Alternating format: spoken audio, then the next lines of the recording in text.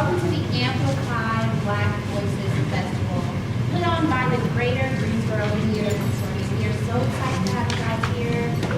I can't express that enough, so thank you. My name is Vanecia. I am the director of the show tonight. The show you're about to see is Mendacity movement. So just a few housekeeping things before we get started. There will be a gunshot in the play. There will be some mention of rape and mention of theft, amongst Black men and Black women. So I just want to go ahead and put that out there and prepare you mentally for that experience and be sensitive to your needs with that. So just so you know, that is there. Also in the program, I am a terrible director. I overlooked one of my actors. His name is Tashawn Thornton, and he is not on the program tonight. However, I will get an insert for him tomorrow. So I did want to acknowledge Tashawn and let you guys know that he is in the show, but he's just not listed on the program. Also, please turn off your cell phones, obviously, or silence them, put them on silent, so that we don't have any disturbing rings come up. The festival does have 4 shows of schools all around Greensboro, and the next show is coming up at High Point University. So there are flyers in the back. You can grab flyers for the festival and get the dates of each show. And we'd love to have you go out and support those other universities and other colleges as well.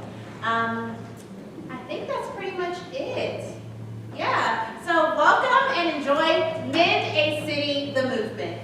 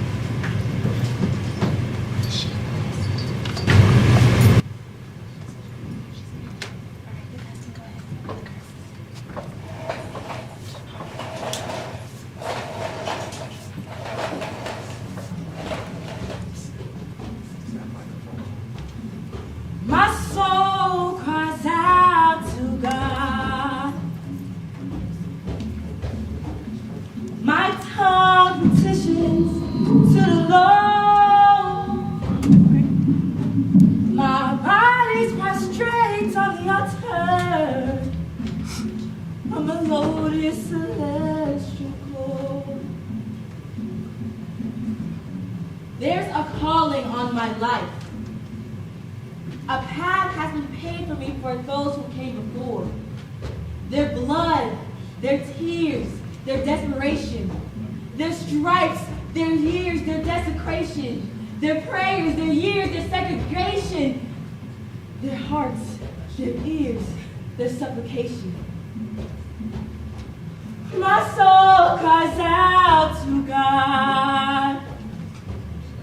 My tongue petitions to the Lord. My body's prostrate on the altar. My Lord is celestial force.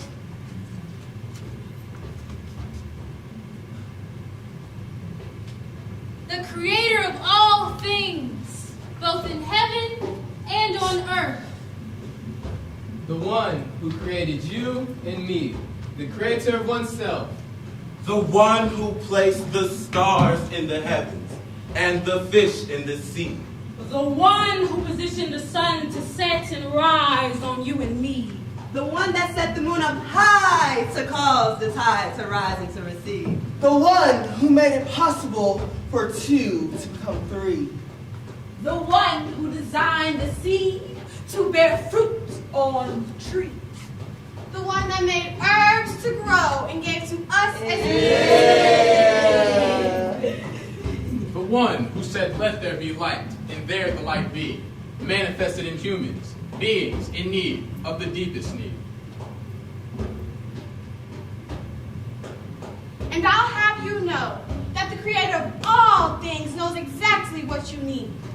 Yes, the one knows the deepest need in a human being is to partake of this meat, this divine herbal healing remedy that leads to the fulfilling of this need. This need so deep to love and to be loved by another human being. The way, the creator of all things, the one that created you and me, to love is to fill this deepest need.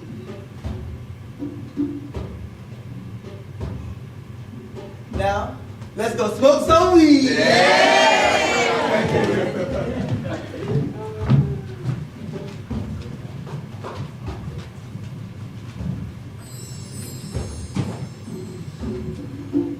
I know. It's hard on your perception to accept the fact that I smoke weed. I do. I really do know that knowing this changes your perception of me. I'm not going to change my testimony to conform to your need to exist in a state of ignorant bliss that insists on forming a hypothesis from a miseducation on evidence. And its benefits to mind, body, and soul. It's spiritually liberating and physically healing and good meat for the socially created peoples of the earth who desire to love and be loved. There were two trees in the Garden of Eden that Adam and Eve were forbidden to eat. One was the tree of life, the other was the tree of knowledge of good and evil, the one the serpent presented to Eve. The mother of all that is living. Does that mean the serpent didn't fall far from the tree? Is the serpent not living? Or was the serpent living? And some tell it to me.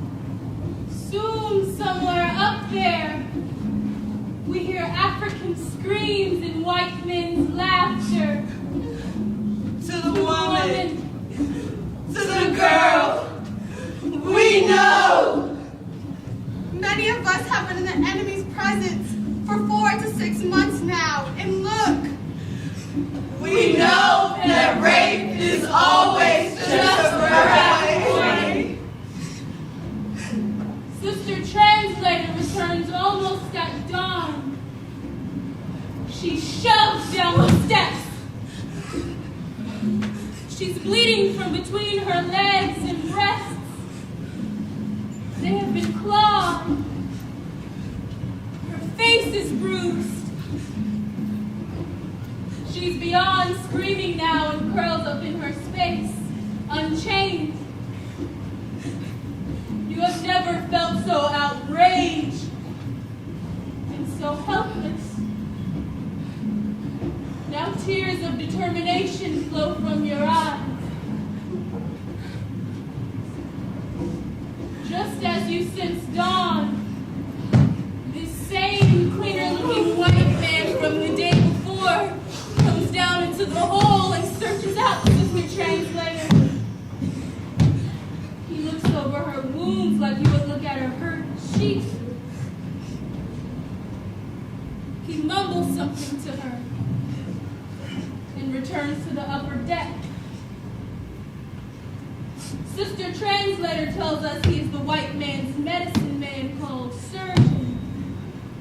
You try that word. Surgeon. It doesn't feel right in your mouth. It doesn't sound right or good. You decide not to trust this surgeon. As the surgeon bends over to further examine Sister Translator, she kicks him between his legs and spits in his face. You see outrage and pain mixed in the surgeon's expression, and angry satisfaction in Sister Translator's expression. The surgeon, now soiled from falling and sliding on the filthy slave's deck, is so enraged that he grabs her, yanking her from her chains with such great force that you hear the snap of a leg bone and witness pain grip her entire body. The surgeon calls for help to release Sister Translator. No. Once she is released, Sister, they drag her upstairs onto the deck with her left leg dangling with exposed bone, muscle, and blood. You hear lots of scuffling and whiplashes, But no screams, or moans, or whimpers, or curses from Sister Translator. you see the early morning sunlight slicing through the cracks and portholes above you. You and the other women worry about the silence on deck. Moments pass like days. You want to know if Sister Translator is all right.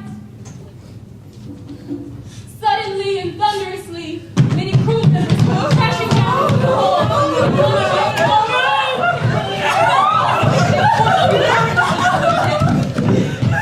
You wonder why. Why are they taking us up? Have you reached the moment already? Are they going to let us go back home? No. When you finally adjust your eyes to the morning brightness, you see some of your sister captives with the most frightening look of shock on their faces. You turn in the direction they are facing and see what has zombified them. There was Sister Translator, all right. Dead. But more than dead. She was hanging and swinging by her tongue from the mainmast. Naked. There was a giant hook through her tongue and roof of her mouth. Her eyes bulged in disbelief. As you look down from her once beautiful, now monstrous face, you see that her stomach was crudely ripped open to show not only her bowels and intestines, but to also show an African fetus dangling on her umbilical cord. You want to turn away and throw up, But you can't. something is forcing you to take in every detail, every swing of her body, every sound, every silence. There are many many other sisters, girls and women who are just as transfixed, who are remembering, who are never forgetting. The surgeon is grinning with his feet spread wide and his bloody hands on his hips, and growls something with his red eyes directly at you. White laughter fills your head. The cruise boots shuffle all around you, pushing you back down to the black hole. Can these get worse? Are these humans or beasts from another world? Do I die now?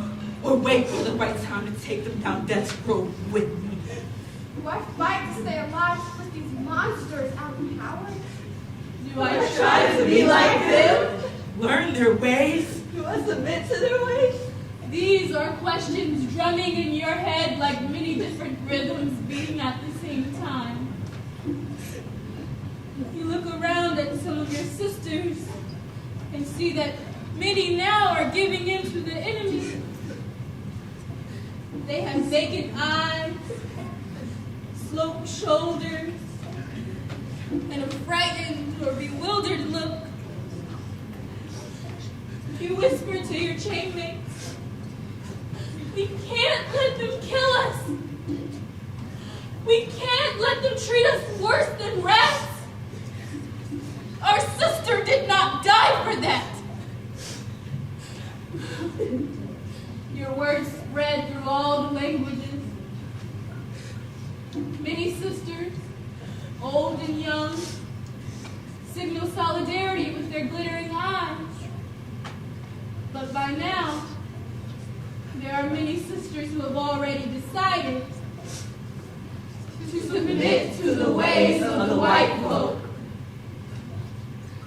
Later, the African men are subjected to the sight of Sister Translator. You could not see them. You could only hear some of the commotion. You hear shouts of fear, anger.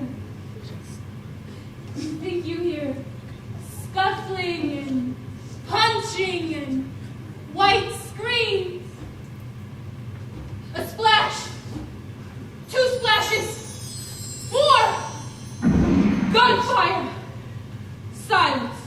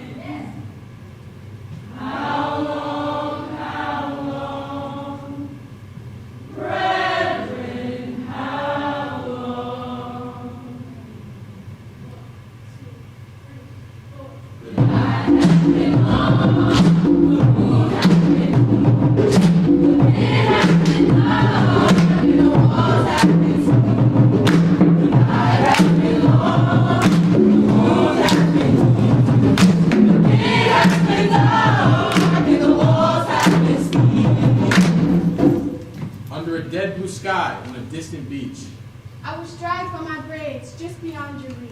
Your hands were tied. Your mouth was bound. You couldn't even call out my name. You were helpless, and so was I. But unfortunately, throughout this today, you wore a badge of shame. The night has been long, the moon has been deep, the wind has been dark, and the walls have been steep. But today, voices of old spirit sound. Speak to us in words profound. Across the years, across the centuries, Across the oceans, across the seas. They say, draw near to one another.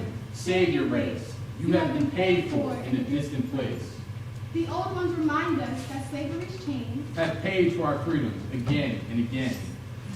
The night has been long, the moon has been deep, the wind has been dark, and the walls have been steep. The cows we have lived with and lived through still have sharpened our senses, toughened our wills. The night has been long. This morning, I've looked through your anguish, right down to your soul. And I know that with each other, we can make ourselves whole. I look through your posture and past your disguise. I see your love for family in your big brown eyes. I say clap hands, and let us come together in this meeting ground. I say clap hands. Let's deal with each other with love. Clap hands, let us get from the low road of indifference. I say clap hands. Let us come together and reveal our hearts. Let us come together and revise our spirits. Let us come together and cleanse our souls. Clap hands. Let's leave the preening and stop impostering our own history. Clap hands. Call the spirits back from the ledge. Clap hands. Let us invite joy into our conversation, Courtesy into our bedroom. gentleness into our kitchen. Care into our nursery. The ancestors remind us, despite a history of pain, we are an ongoing people who will rise again. And still we rise.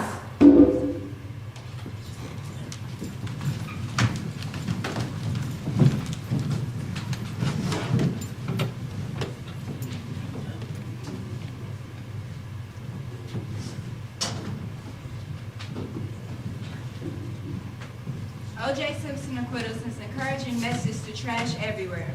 Trisha Romano, Daily News. Not guilty. That's what they said anyway. When the jury announced the decision that Orenthal James Simpson was not guilty of murder in the first degree, it left some bewildered, some joyous, and many angry. Some were angry because the evidence tells a very decisive tale. Blood on the truck, blood on the glove. The blood which the DNA test almost positively identified Simpson's everywhere. And he was acquitted. The joyous amongst the O.J. junkies claimed it to be a victory for black men everywhere. Never mind that O.J. Simpson was no more black man than I am. I am a woman. O.J. Simpson left behind his status as the oppressed black man when he became the apple pie all-American super stud. Simpson's innocence signaled a victory, not for the black man, but for the rich, famous, powerful chauvinistic of men all over America. I am angry because O.J. Simpson's acquittal sends out a horrifying message to the rapists, the white batterers, the irate and furious husbands of the world. Do what you want, how you want, and you too can literally get away with murder. A friend told me how she was working a women's crisis line when the Simpsons case first became the news. The amount of calls nearly doubled. It was as if the emotionally and physically battered women of American society saw a small glimmer of light at the end of a torturous tunnel. If O.J. Simpson, football star and American hero, was convicted of battering his wife and killing her, maybe then there will be justice. But there is no justice. Forget that the Simpson trial was even a murder case.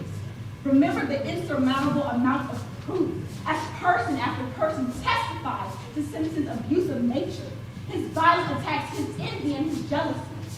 Remember the late Nicole Brown Simpson, numerous beatings she received from this American hero. And listen with frightening clarity to the call on 911, during which a tearful, terrified Nicole is screaming for her life. But guess what? He got away with it. It's okay to beat your wife, to stalk her, to make sure she knows to whom she belongs. Most abusers do not stop because they don't believe that anything is wrong with what they do. And the jury, with their lazy decision, has done just that. It's as if they're saying, we don't believe the dead woman on the floor. No, we don't. We don't think you're a murderer because you seem like such a nice guy. If you weren't such a nice guy, why did you stay with you so long? Ladies and gentlemen, mass murderers, date rapists, and wife betters don't get wives and girlfriends because they were an asshole on the first date. They attract women because they are charismatic, because they are charming, because they are nice, just like O.J.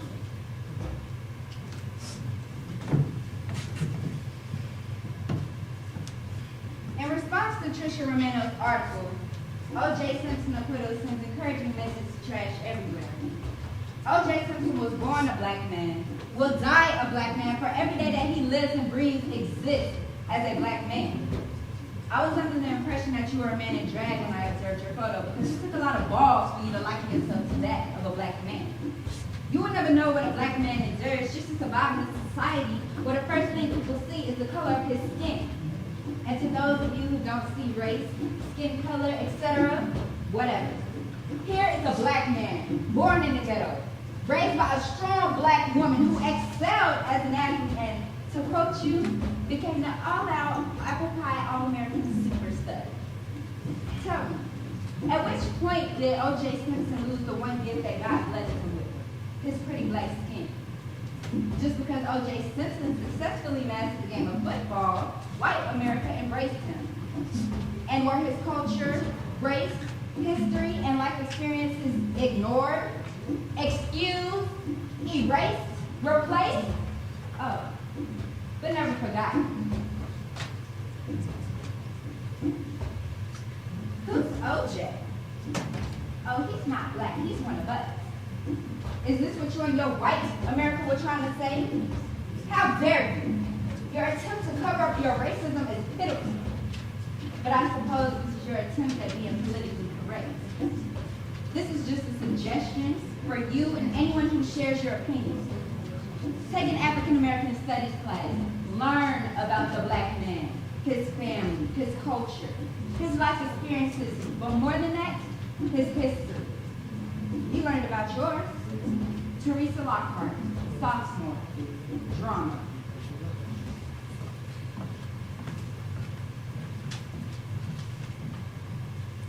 Today, I believe that if I want for myself that which I want for my brother and my sister, I will live a happy, loving, and abundant life. A life of purpose, where I will use my life to pursue my dreams and yours, fearlessly, without apology.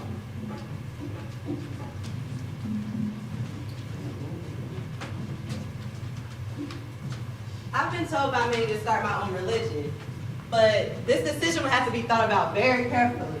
But personally, I wouldn't agree to be a part of religion in any way, shape, or form. Because I mean, I'm just trying to keep it real. God forgives me and you. You send me straight to hell like it belongs to you, lock, stock, and barrel. Well, I'm not blind enough to be the accuser. After all, that is the devil's job. And I damn sure ain't volunteering to be the jury, because I got time to listen to the prosecutor's case. He is the father of lies, and the truth is not in him. And then there's the judge. I am not stupid enough, ignorant enough, arrogant enough, or even jealous enough to try to be the judge. I may be godlike, Christ-like, and anointed, but I'm the creator, who's created by the self-creator, who alone is the judge. I'm just saying. God forgave me, and so should you. I've learned to let go and let God do what he do. I learned my job is to ask, and it is given. Write the vision and make it plain. And when they read it today, they'll be ready to run with it. I'm ready to run. I'm ready to run. I'm ready to run. Are you? I'm ready to run with this. Are you ready to read it? Are you ready to write it? Are you ready to do what you've been called to do? I am. I'm letting go and letting God do what he do. I'm just keeping it real, y'all. He forgives me and so should you. I learned that there's much that's benefits that I truly appreciate. It's about gratitude. What's your attitude towards the things you choose to do? Are you even aware of the choices you're making? I like you, And if I wasn't me, and I knew me, I was gonna be my friend. Would you wanna be your friend if you weren't you and you were you? Come, see the view from where I stand. Have a seat at my right hand, and you will see higher than the eye can see that I have placed in thee the light of victory, which shines brighter than you and me. Let them know, let them see that I am love.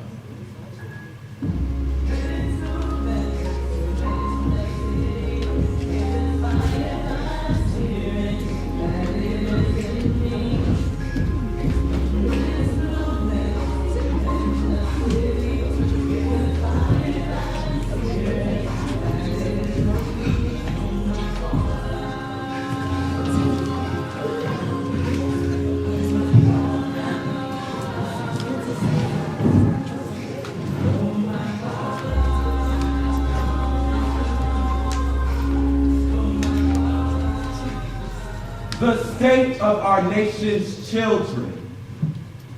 Have you ever felt the need to be loved? Have you ever desired to receive just a little touch? Have you ever taken someone into your arms and felt the surge of energy so strong you feel it pull your virtue into their heart? Or is that you bound by loneliness, feeling lost, empty, stressed, depressed, a total hot mess? You're distressed in the wave of the white flag, seeing your name on toe tags, thinking, maybe today might be my last. Because no one loves you, and now you're mad. Because your mom and your dad left you. Oh, not you. Oh, you're the one who chose to live wild. While your child lost you To that white girl. What white girl? I'm not talking about Barbie dolls with pearls, but 8-ball. Oxycodone, happy Percocet, long forgotten barbiturates. Brown sugar and black princess. Oh yeah, I said a total hot mess. Oh, did I forget to mention? Crack and crystal meth. Yes, I said a total hot mess. Love is essential for every child's success. And yet, so many are born unwanted, some forgotten, beaten, raped. Child abused, child neglected. The state of confusion is so great it destroys our ability to tolerate or even relate to the monstrosity of the situation. What animal could do that to those children? We take them to court to get justice for the child, and it works for now. Yes, the monster is away, but how do we remember the kids? Do we remember them?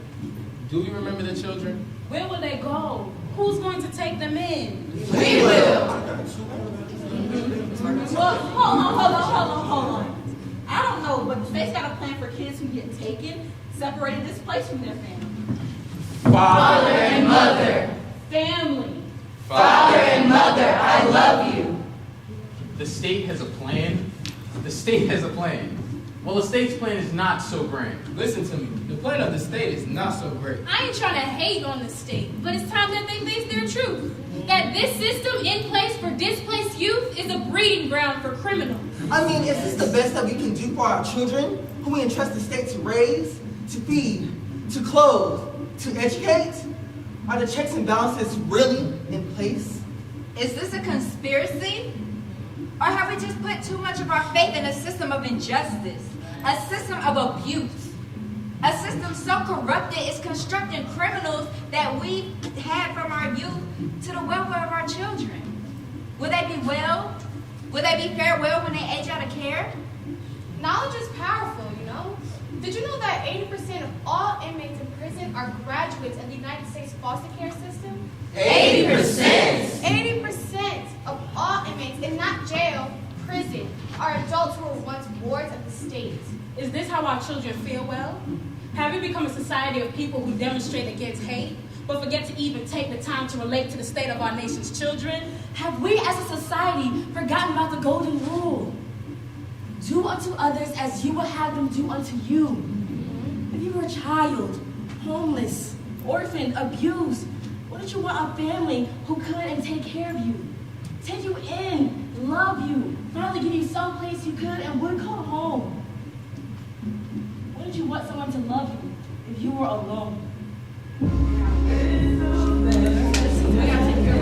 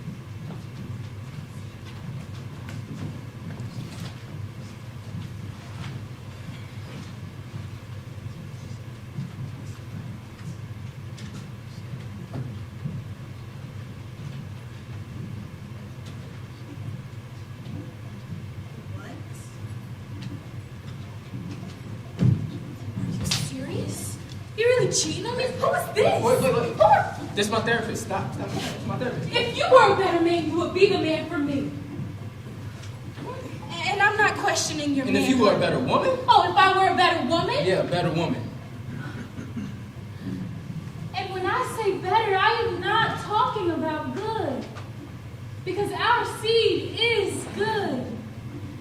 We plant hope, faith, and love. So when it comes, whenever it may be, we in our seed shall be rewarded exceeding abundantly above all that we can hope, think to ask, or even imagine. All the infinite possibilities. See, when I say better, I mean better as in well. See, we collectively are descendants of kings and queens who have been stripped of their history, their land, and their dignity, and placed into the human race as a commodity, a piece of property, by then which to be put up for sale, exchange, trade, or bartering. Oh yes, I did say descendants of kings and queens. Oh, you think I should have said descendants of slavery? I don't do should. I just needed to be understood that I am unapologetically black. Unapologetically African. My soul cries out to God. My tongue petitions to the Lord. My body's prostrate on the altar of a glorious celestial call.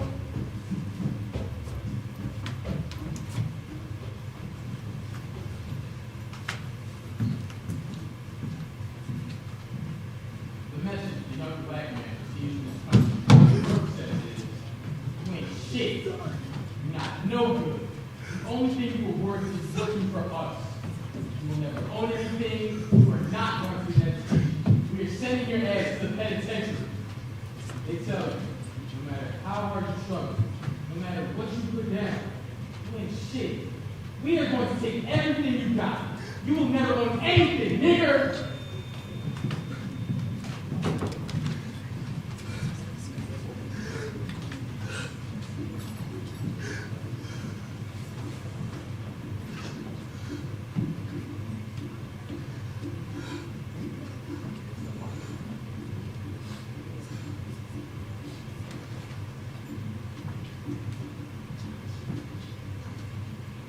All in the city are promoting black love. Hatred of black people has been woven into the American society, politics, and even into our lives.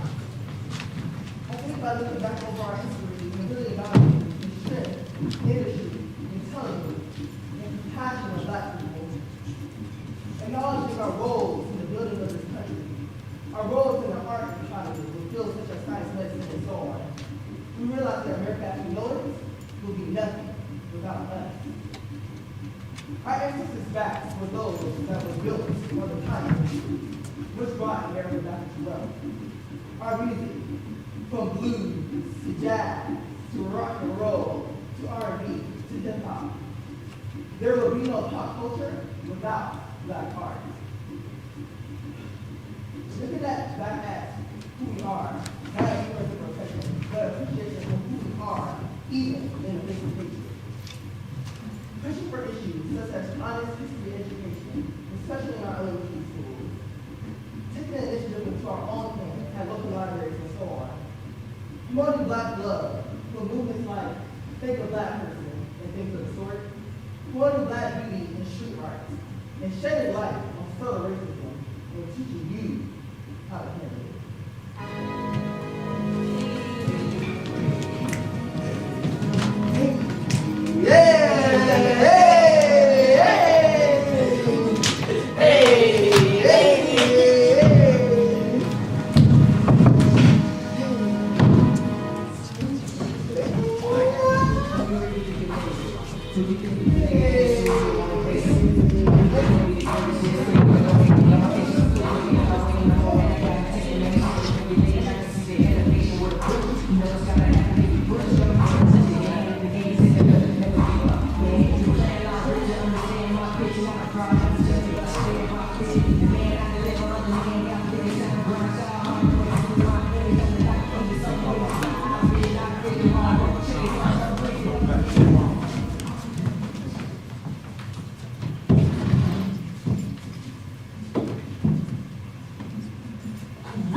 colorless, listlessly, grizzly, gravy, trains, and maybe. Shady, misbehaving, shade, see? Dainty, but not made with trade-worthy blades, at least not labeled. Even the banks see but don't invest. Not unless you put up at least 70. Just see me? What do you need to make 100? Do you leave it to a man who already holds up his hand before any cause of death? Some men will call him a cheating scoundrel. But they all have theirs, and those that don't get painted pathetic. And are put out to eat each other and scourge for crumbs. And to think, these two are men. They are men too. What kind of disease puts the oppressor at ease and even smiles as he draws his next flush? From the deck? No, from his wrist. The pinkish shoe up, the backstage pass, the stamp that lets you pass it down to straight to VIP. The list to be on. Caucasian, not of Hispanic origin. The roster. I wouldn't know. I didn't wait to cut. From the moment my father's met my mother's eyes, I washed away the stamp. I lost the past, stuck in the nosebleeds, without a single face call. I flash your color wrist, a color that has known too many shots with the handcuffs on it. Too many wrists raised in innocence, then bloody. Sometimes bound, sometimes burned, bruised and ankle wrists, drugged in behind some pickup trucks. Or torn while tied between two. These are the wrists I flash. And flash. The wrists that show shame you don't want to see. The wrists that I bear.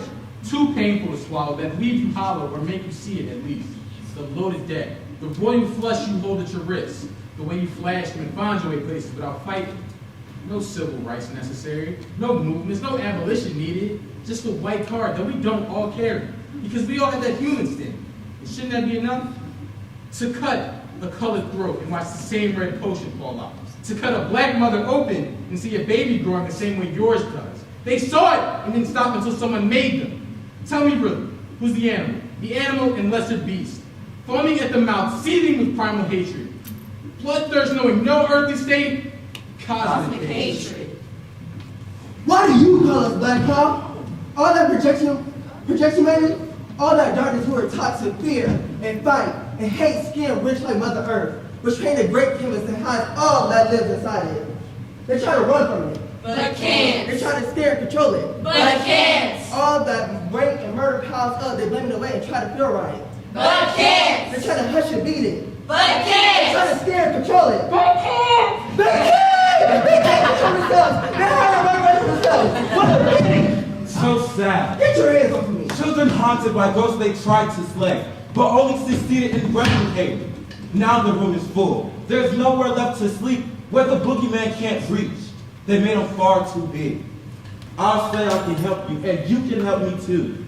The spirits fill your quarters, but the skeletons remain in our closets. Bury those dead, grab my shovel. We only need our human stamp to get them. Dig with me. Sweat, work, tire, bleed, cry, collapse, build with me. Raise those marble tombstones next to your grandfathers.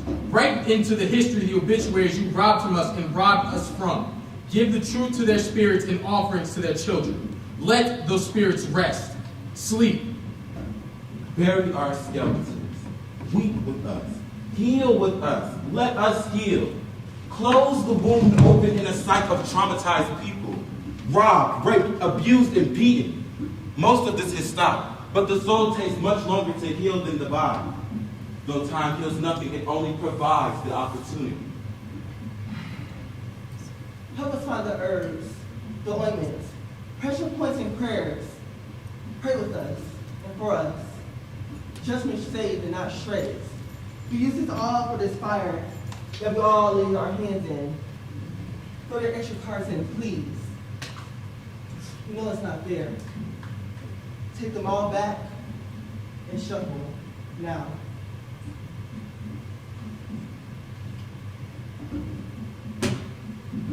Now, what's the deal?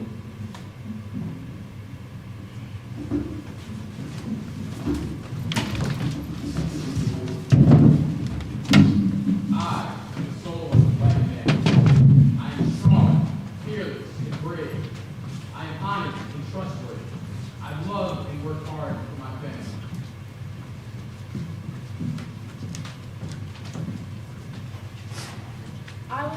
perversion version of myself. And even then, my creative imagination couldn't predict the secrets that I have discovered in the darks. Redemption and purification of my human vices allow me to set the story straight for all who doubt and debate us in our pursuit of love. We will not be forced into submission, doomed by our once inebriated minds, consumed by alcohol and by blind we seek to destroy the order. Unestablish the established and create a world afresh, free from toxic gases and war. Where is the human mind? Wake up to the times. We reside on the camps of a danger zone, monitored by drones, our favorite robotic friend listening on every conversation. It's amazing how much we tolerate in our naive state. How much are you willing to negotiate? Wave your paddle high, auction off your rights to the unintentional reparation of those who came before you. They abort you, kill us in the womb with their unclean food, and our ever-changing moods stem solely from our inability to communicate love, ordained from above. I am love. I am forgiveness. I am the memories of my ancestors, and I am their redemption. I would mend the city by reflecting God of our connections and communications, by opening up passages, moving that make the forces that cause us to pain, watching the workers, learning to speak with intention, mending the city starting conversations and open forward, being able to only talk about what's bothering us in order to send a barrier of communication and accepting each person's truth, walking forward with greatness, employing techniques and healing our forms and help us to let go and move forward from our past, focusing in on our hearts, centering each being in the purity of their mind, the compassion that resides within all of us, the reflection to see a mirror of God inside of each of us.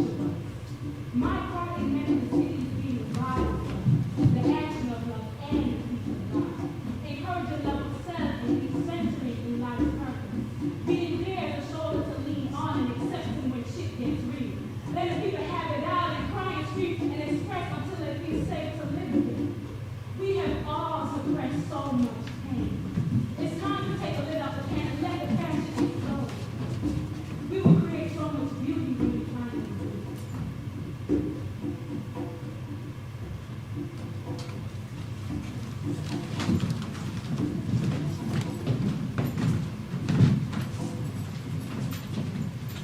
I am the soul of a black woman. My heart is life. My soul is free. And you reside inside me and us. Everything I touch turns to gold.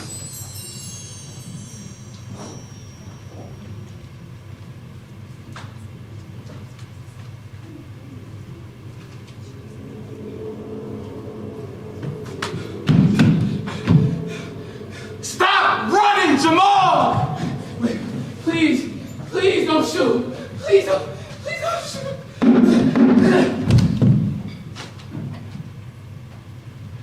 This is what happens when an undignified culture gets introduced to the barrel of a 12-gauge situation, not properly equipped with the armor of education of who they are and what they represent. With the bullet to the heart of history, with the sting of karmic energy, they bleed ferocity.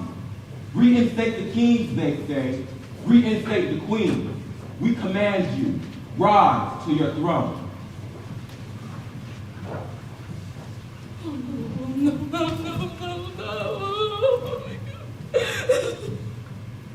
Another black man dead in the street. Another life snuffed out by police. Who are supposed to be keeping the peace, but the peace is a weapon. Violence and brutality. To my fathers, brothers, sons, cousins, and lovers with skin like me. There has been genocide, a death to the members of our tribe. We are now advised made in our sullenness, to watch the members of this grand plan deplete, to drown in weak, to live no more, to hide this bright light we seek, to absorb the full buckshot blast, blasting black hearts through black backs, the same black backs that built a nation to the stars and wore in stripes, black hate bleeding in the city. Barriers are break down. Bridges gotta build now. Flags we gotta take down. Equal rights and justice for everyone. Equal rights and justice for everyone. Equal rights and justice for everyone. Brothers stolen from home, screams for justice falling on eardrums, whitewashed death. All uninvited in a city where hell is survived by a seed that thrives through the bioremediation process of love, hate, and ignorance. The seed grows exponentially. It draws its strength off the potency, the poison of racist activity, oppressive consideration, ignoring the reparations, Still unpaid. for the murderous occupations, which Still invade. a culture that's eviscerated, then emancipated, but also confound in an unconfounded history of lies and deceits, the mendacity. No. Mendacity. Rise, sisters, rise. It's a mendacity movement. I'm on a black move. No justice, no peace. It's the mendacity movement. I'm on a black move.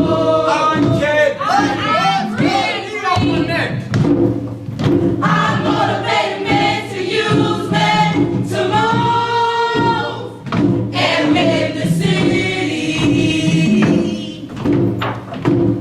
We are here at TCPD headquarters with the body of a black male, age 29, that has been found murdered in a dumpster on the western side of the city yesterday evening, has been identified as Robert Ford. Robert Ford, a federal agent who has been working undercover in the city. They are now holding 20 suspects under custody, all of which fitting the same description. Black! The city is in outrage. The mendacity movers are demanding the police department stop with the witch hunt and release those who are being detained unjustly.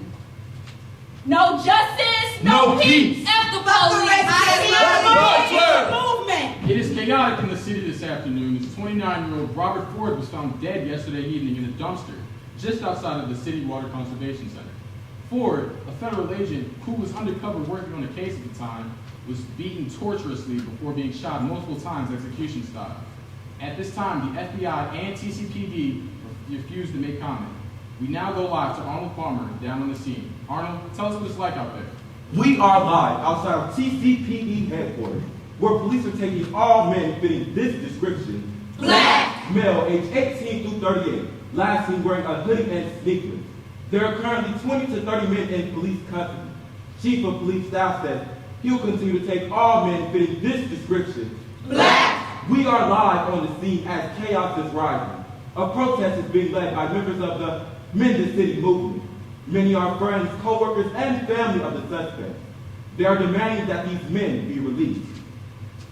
Hands up, don't shoot! I can't breathe. Black Lives Matter. I am here with Jewel Bay, the arts editor of MAC magazine. She is here with a group of her colleagues to protest the illegal detainment of two of their fellow writers. Jewel, tell us, what was it specifically that inspired you all to protest today? We are outraged by the situation, aren't you? Tell me, how are these arrests justified? Yeah. They have absolutely no evidence against these men, and they had no right to arrest them. No We right. demand they be released. Yeah. Yes. People in the city need to come together as one to fight this injustice. So let's go fight!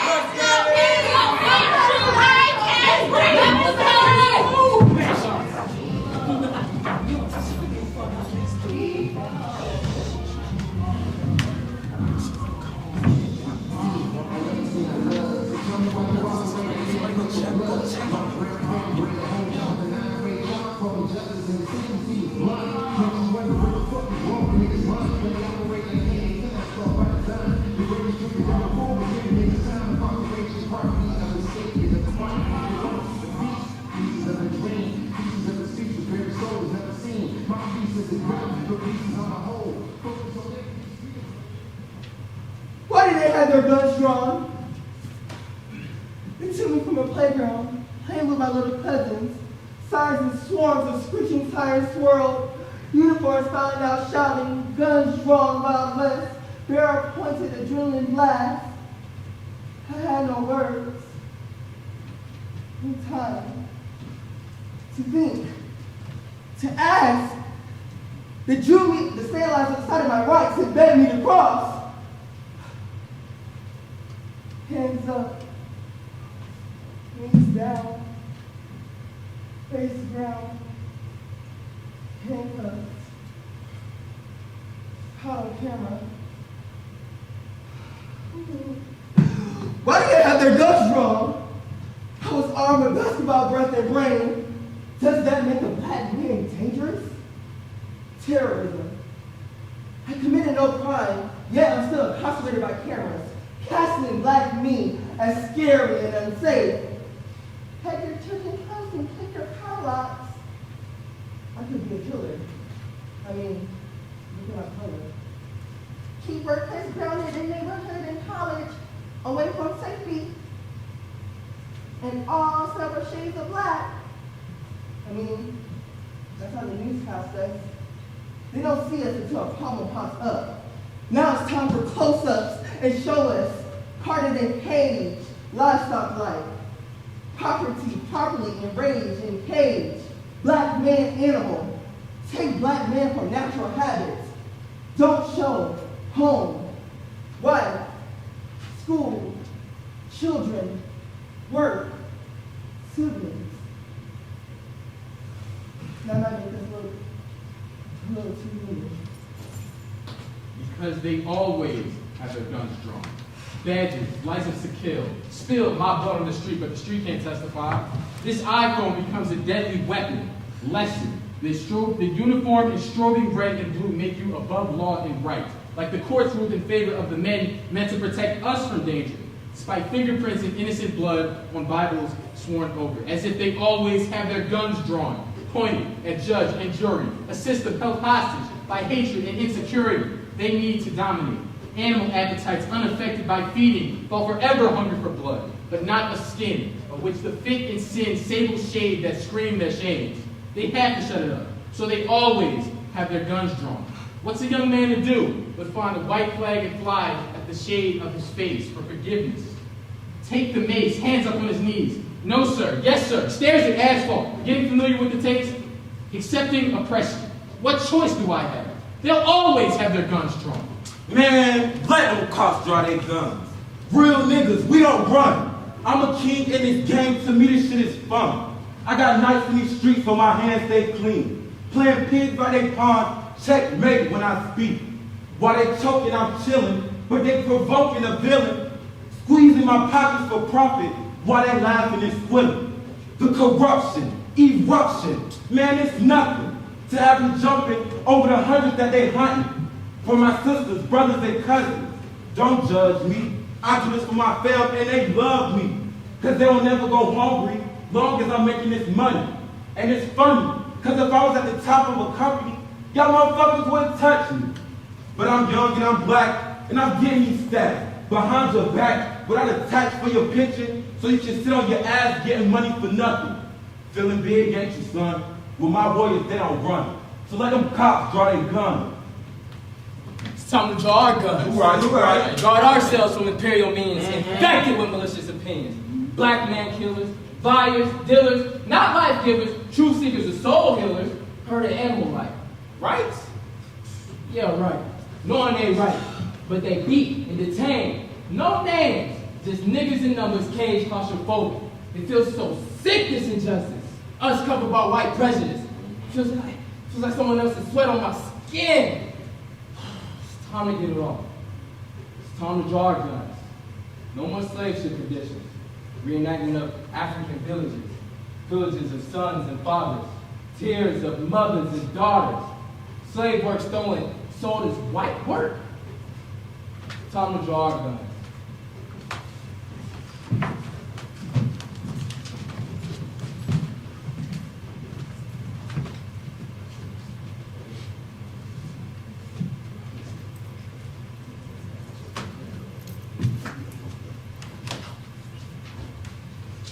None are more selfish than the self-proclaimed selfless, feeding off of those that they ordained helpless.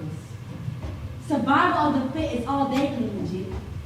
Money, sex, power, the mantra of this continent. Yet still we're content with our own ignorance, food eating away at our minds and flesh from the inside out, yet we still purchase a force factor in and out. Are you in or out? We need a head count.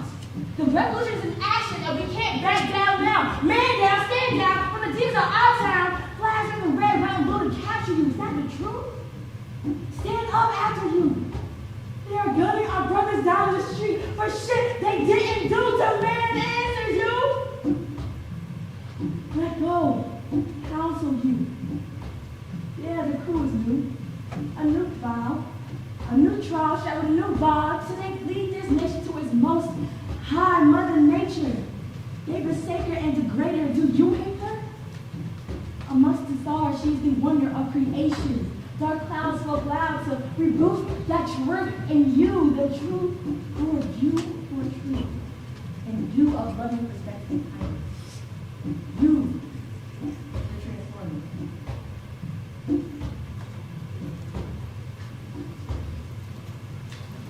Are we to blame? I mean, don't you ever feel like all of this is for nothing? I mean, are we insane? Decade after decade, protests and marches is the same thing again and again. Right. We just stood out there for hours. We raised our signs, we raised our voices, but deep inside, I feel like nothing is going to change. Maybe hours aren't enough. Hours, days, it doesn't matter. Something has to be done. Man, fuck this system. Yes. I'll tell you what the real problem is. We waste entirely too much time protesting and talking about the problems in our community. And what we really need is a plan of action. Exactly. We need a medium that focuses on overcoming fear and negativity in the Black community. Did you hear? Did you hear about the rioting in Baltimore? Girl, they are burning up the city. The Crips and Bloods have called a truce, and they are coming after the police. Did you hear? Did you hear? Another Black man dead in the streets. Another life snuffed out by police who are supposed to be keeping the peace, but their peace is a weapon. Violence and brutality.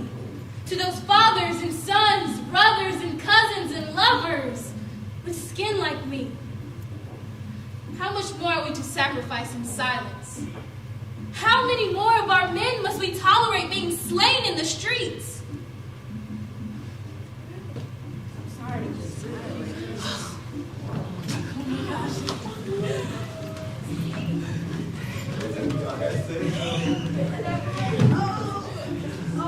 Did you hear? Did you hear? The Crips and Bloods came together to keep the peace. Huh? Obama called them thugs and criminals running the streets of Baltimore.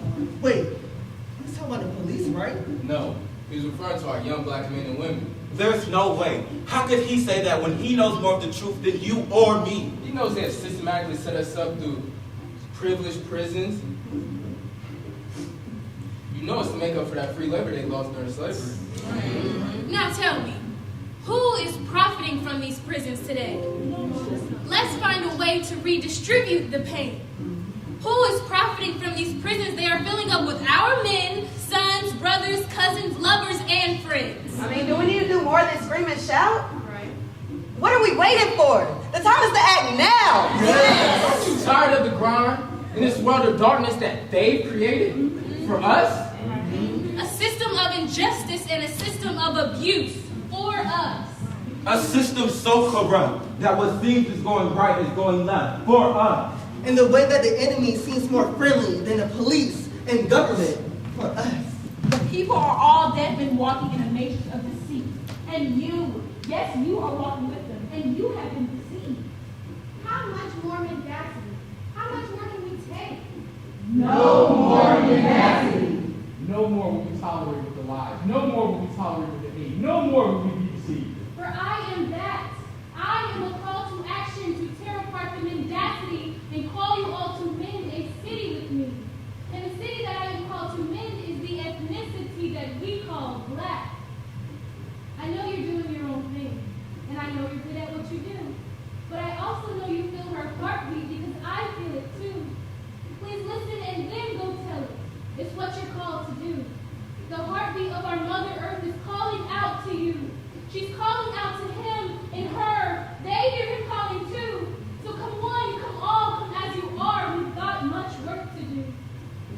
It's time for us to come together to heal a nation one city at a time.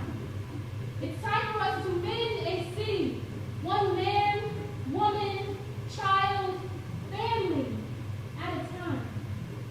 Its purpose is to encourage and further cultivate an environment where children live under conditions that are conducive to a healthy and well-balanced lifestyle. An appetite that feeds the heart, mind, emotions, spirit, body, and soul of every man, woman, and child in the Black community. It is time to take back our identity, come together on one accord with one voice and mend a city. Come hear the Spirit speak life to heal our hearts, our minds, our bodies, our souls. We are a nation of one within a nation of many. It is time to take, to go, and to possess. But first, we must take a stand and demand of ourselves nothing less than our best self. It is time to take back our identity, starting with each individual self, as one self. Come together on one accord, with one voice, and mend a city.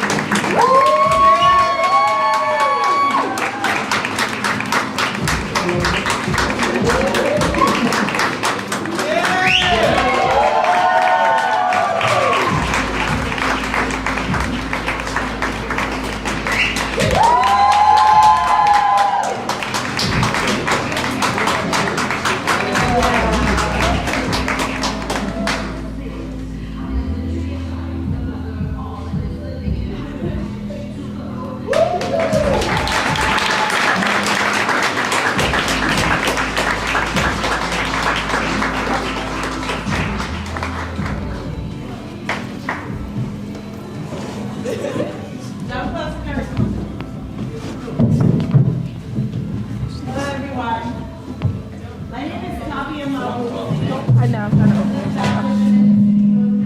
And along with Vanecia Boone is one of the directors. Her artist name is Julie. She and I and another gentleman named Philip Lightfoot who wrote this piece. And what we'd like to do at this time, and we can get the house lights up, please. What we would like to do at this time is have what we call healing dialogue. What we do is we open it up for an opportunity for you guys to reflect on the piece, make comments, ask questions of myself and the cast members. But the idea here is that in order for us to mend, we really need to have some healing dialogue and conversations about our history and our experiences and finding ways that we can, one, the goal of the mendacity movement is to mend the city, and the city we're called the mendacity most often referred to as African American and Black. But for us to unify, strategize, and organize and create an agenda that allows us to create our own reparations until the reparations that are due are actually given to us. But we are $1.3 trillion strong in earning power. But what we're doing with that $1.3 trillion makes a huge difference on what we own, what we possess, and what we do for our future generations. But at this time, if you guys can stay where you are, or you can move forward however you like. But if you have any questions or like to talk to the actors about their process and their experience, you're open to do so. Anyone have any questions about anything? Any responses to the remarks? No one at all?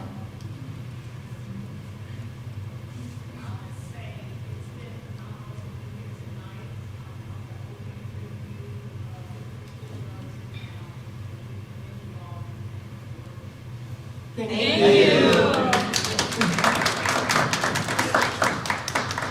Anyone else? Yes, please.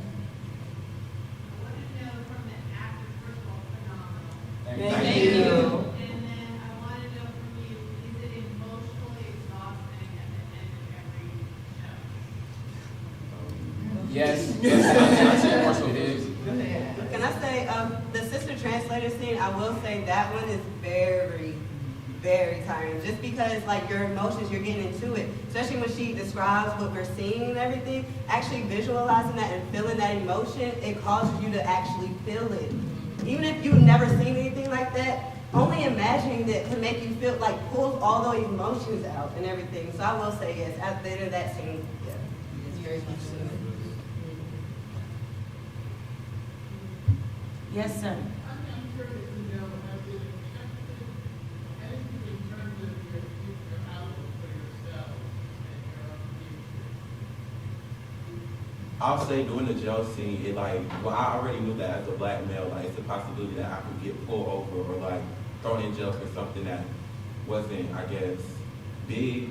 And so like doing that scene, it like the reality hit that it could be, I could be at the wrong place at the wrong time doing whatever, and I could get thrown in jail. I would have to agree with that. During the jail scene, I feel like, just like me getting on my knees and like imagining myself getting arrested by the police, it does put like an ache in my spirit. Like, when I drive, I make sure I'm very careful, very aware, because I know as a dark-skinned black male especially, I'm more targeted as, you know, killer, as I would say, than like a killer. So, yeah, I would say doing that scene, just like Can we get the volume turned down on the mics on stage a little? yeah, a bit of an emotional trauma to me. Especially during the scene where our fellow castmate Kamari, he gets shot. That's different. Like, it's like, of course, this is for like a show, like a message of movie, but that actually happens in real life, and it hurts and it's hard and it's very, very emotional, very tiring. For me, it was also the scene of me getting shot because, like, we know each other. We think each other are like nice people, peaceful people. We don't see each other as threats. So to not be a threat to somebody and die for really no reason is kind of scary in a way. It seems very unreal. In the message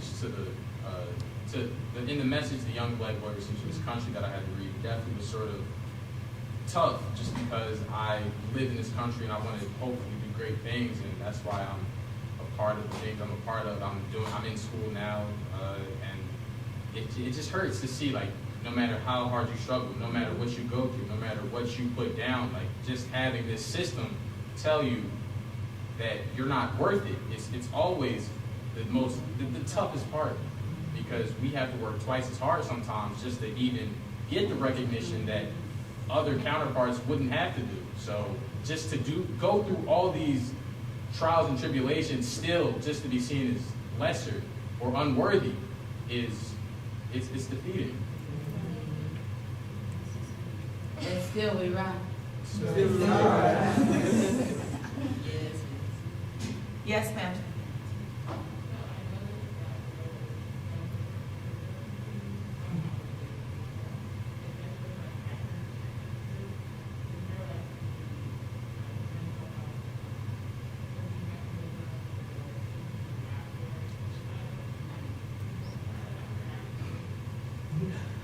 I know with me, I listen to gospel music before the show and after the show, just so I can get that connection to God, because, you know, without God, I wouldn't be here. Without God, I wouldn't be who I am today. I mean, God made me the man I am. My mom made me the man I am today. So I always talk to my mom, too, after the show and just get, like, her mindset and her eyes. She's coming on Sunday, so she's going to see the show. And, yeah, I just try to find different outlets to reach out to just to make sure my mind is clear and healed. I feel like... For me personally, this play was very, I don't know, it just weighed on me. It weighed on me heavily. I haven't like experienced this, but like I did do protests myself. So just feeling it, doing it again, it just brought that back. So for like coping, like gospel music for sure. Just to stay level, just to make sure that my spirit is right, because this is really heavy. And doing it every day, it weighs on us. Yeah. But just making sure, like, I mean, I go to the gym, I listen to gospel, just to keep myself, make sure that I'm okay, so I can perform. But mostly just trying to keep our spirits right, basically. Yeah. For me, I feel like the therapy is each other.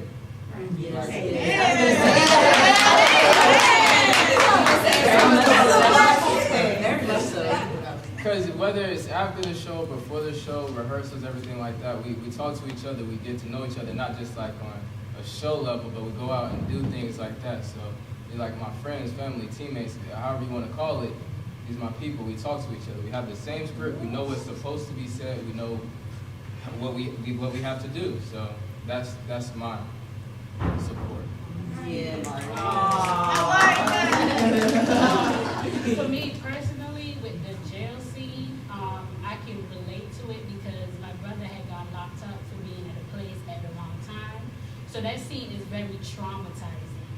And in our community, a lot of black folks get locked up for nothing.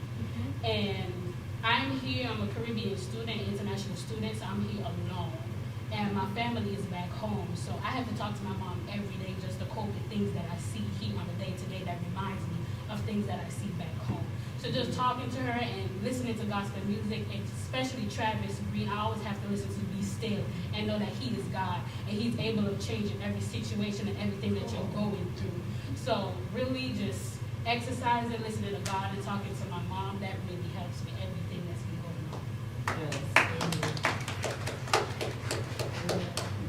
I would like to say taking that time to yourself, like whether you're waking up 2 hours earlier so that you can take your shower, listen to your music, taking that time to yourself, because we are becoming these characters. We're taking on their struggles, taking on their hardships in life. So taking care of yourself mentally, making sure that you have people around you that support you, taking that time to yourself, that's something that helps me. I have a question. The question was specific to being in this play and being triggered. But as young, Black, African American, Indigenous, or Aboriginal, however you identify people, just in life in and of itself, do you find that you have to find those things for coping, just being Black? Yes. Definitely. So it wasn't necessarily something that was new, right? It just was this moment and this experience was all in one. I get that, right? And then the other thing, I know that we don't really practice method acting, so we don't try to tell actors to get into that experience from your own personal, because method acting is where you take something that happened as a trigger for your own life to go into the moment that you're in as a method of bringing up those emotions or those feelings or things. You know, I'm not a method actor, and I don't really practice or direct with directions for method acting. It's about your intention. What is it that you want? What is it that you're going for? Whether you're given circumstances. Those are the things that we're more focused on than tapping into something. And the one thing that I realize is that this play does trigger a lot of things for people because of what it shares and demonstrates and represents.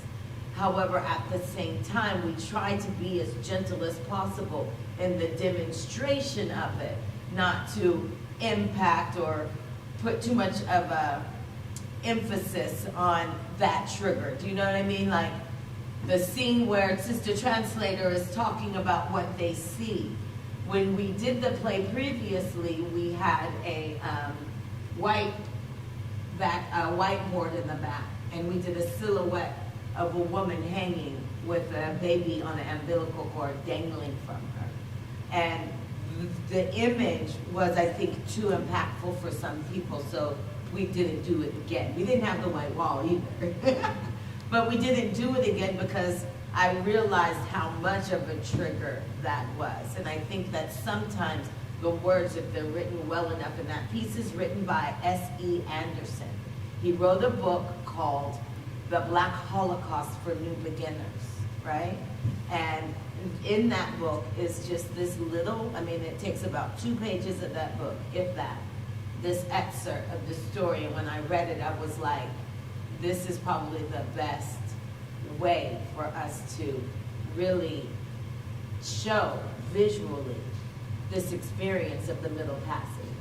And so where you use that piece, there's 2 pieces that we pulled from something that the 3 of us didn't write ourselves. That's that piece by S.E. Anderson, and then the wedding scene that we do. That was by Maya Angelou, right? And the Maya Angelou piece for me was important because we needed to find something that still, in spite of our history's pain, we can still rise, that there's still some resilience. So one thing that I'm wondering, and I'm going to ask this question without hopefully giving away the answer I want to get, right? But I'm just curious in terms of the journey that this piece had you on, the difference in the emotions. How do you feel after watching it? Like, how did it leave you? That's what I want to know. If anyone could answer. Do you understand the question?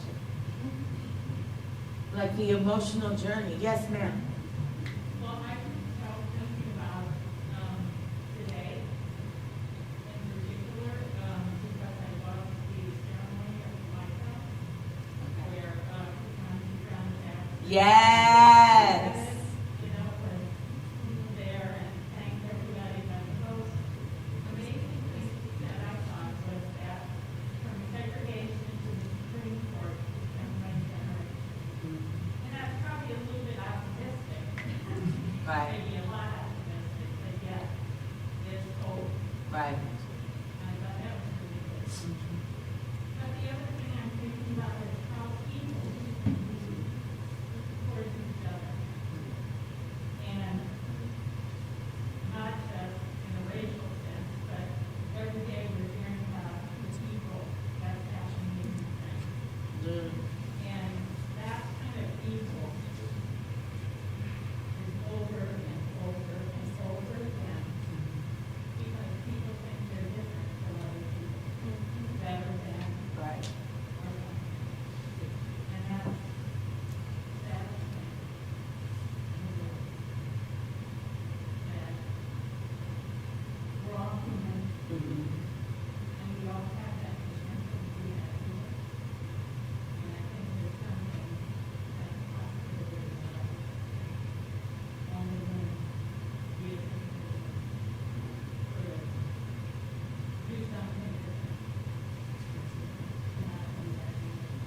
Like for me, I think that 90% of most people are really good. They're really good people. I mean, at least 90%. Do you know what I'm saying? They're good people. They just want to live their lives. They've got good intentions. They don't mean harm. But it's that other 10% and that 1% that controls things that the rest of us witness and see and hear about, right? I think that I'm going to give away the answer I'm looking for, and I just wanted to kind of get an idea, because I know that, and as much as there's this journey through despair, there's still, the goal of this piece was to still have you leave with some sense of hopefulness. It's not some sense of, oh, we're just all messed up. There's no hope. Do you know what I mean? And I'm hoping that you leave still with some sense of we are resilient, that we'll still overcome, that we can still do better and get better, and that there's still much work to do, right? And it's not over yet, right? So I was just curious to know if what your emotional journey was, if you wanted to share. Anyone else have any question for our audience or anything that they would like to say?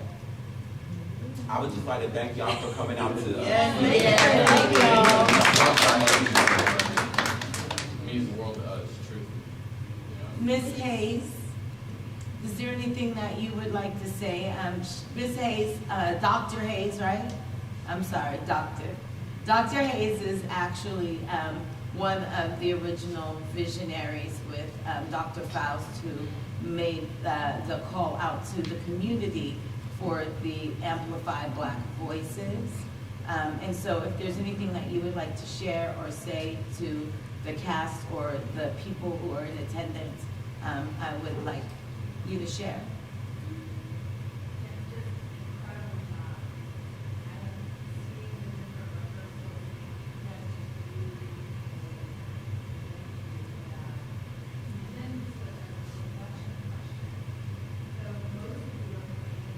UNCG, and you're here at Bennett College working with Bennett Tech students. What has that been like, putting different communities together to tell this story? It's been really good. I feel like everyone's like so friendly. Everyone like acts like a family, like there was no like animosity or any tension between us just because we go to different schools. I feel like everyone just is together. There was like no problem with that. So that was good to see how that would turn out with different schools combined. I think it's a wonderful, beautiful effort for you all to have come together like this, and I really hope that this Amplify Black Voices Festival continues beyond this year, and that in 20 years I'm coming back to say, hey, I was here for the first one. Right? All right, so if no one else has anything else that they'd like to say or share or questions that they'd like to ask, I'm gonna let my cast go. Are you guys good? Thank you again.